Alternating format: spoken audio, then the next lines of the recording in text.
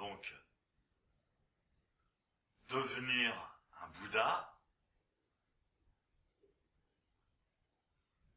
ça n'est pas un concept. C'est une expérience. Pour faire cette expérience, on utilise la totalité de son être.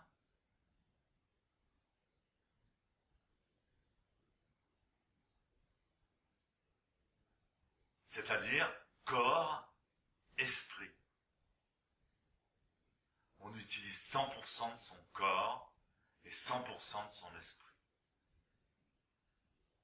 Donc n'importe qui peut devenir un Bouddha s'il utilise 100% de son corps et 100% de son esprit.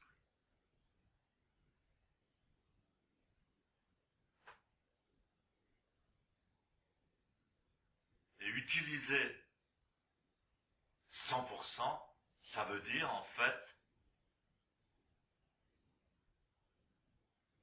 donner, on dit donner 100% de ses moyens, abandonner, s'abandonner à 100%.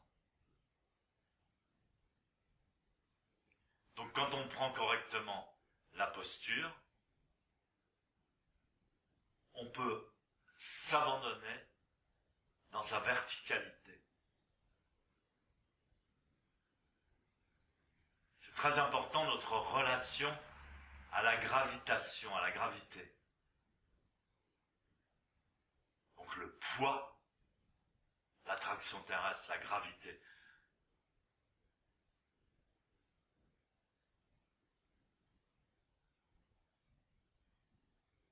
Et donc on abandonne vers le bas. Cette relation à la gravité. Et quand on abandonne l'esprit, on abandonne vers le haut. On abandonne le corps vers le bas et l'esprit vers le haut. En japonais, Shinjin Datsuraku. Se dépouiller du corps et de l'esprit.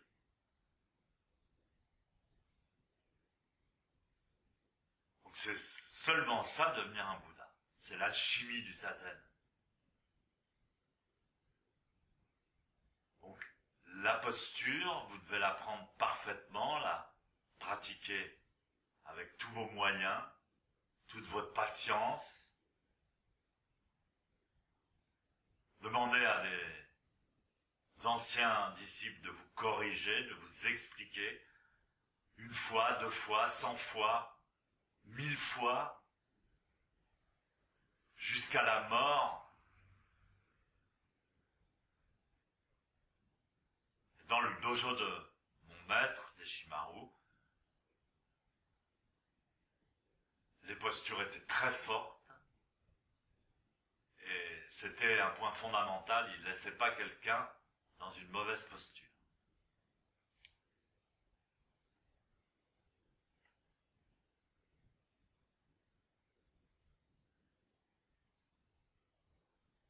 Il était très rigoureux sur ce point.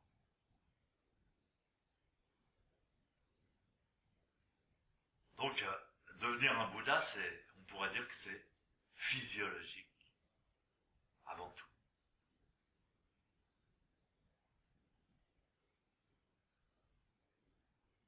Posture, respiration et attitude de l'esprit.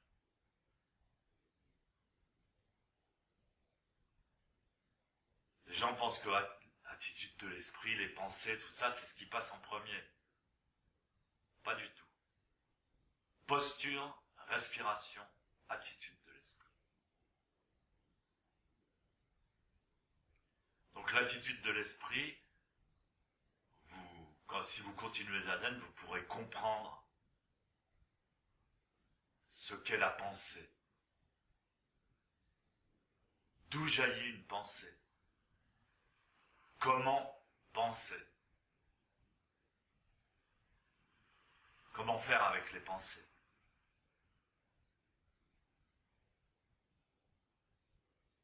Ça fait aussi partie du zazen.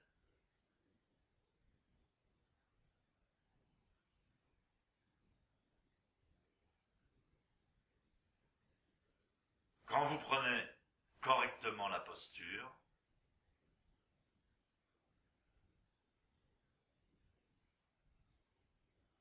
les pensées qui vous traversent ne sont pas du tout de même.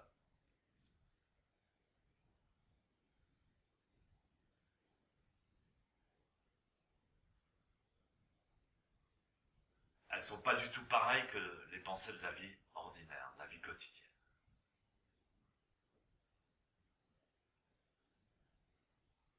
En réalité, dès que vous redressez la colonne, que vous étirez la nuque, que vous rentrez le menton, que vous poussez le sol avec les genoux, que vous basculez bien le bassin, que vous respirez profondément, dès ce moment-là, en fait, vos pensées ordinaires ont disparu déjà.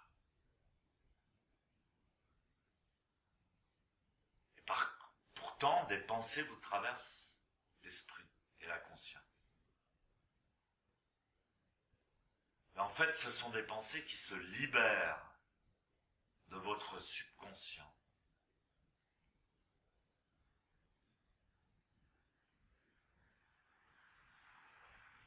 C'est très important de se libérer la pensée, libérer la conscience, sortir les pensées qui sont enfouies, qui nous tourmentent sans qu'on s'en aperçoive, les laisser remonter à la surface et disparaître. Dès le moment où elles vont passer, elles vont disparaître. Donc vous, en zazen, vous restez bien droit, sans bouger, et vous laissez passer.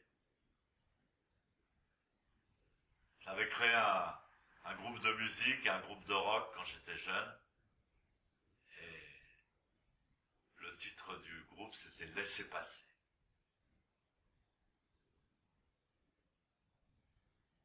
Parce que mon maître répétait toujours « Laissez passer les pensées.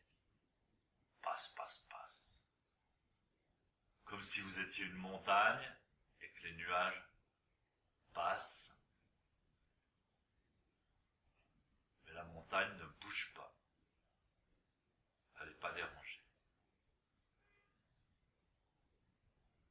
Donc ça c'est très utile. De se nettoyer un petit peu de toutes les pensées qui traînent dans le subconscient, toutes les inquiétudes.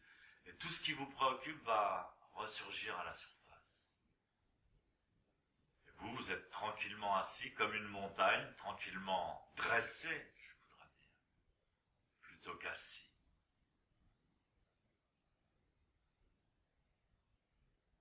Et vous observez, vous laissez passer, vous respirez,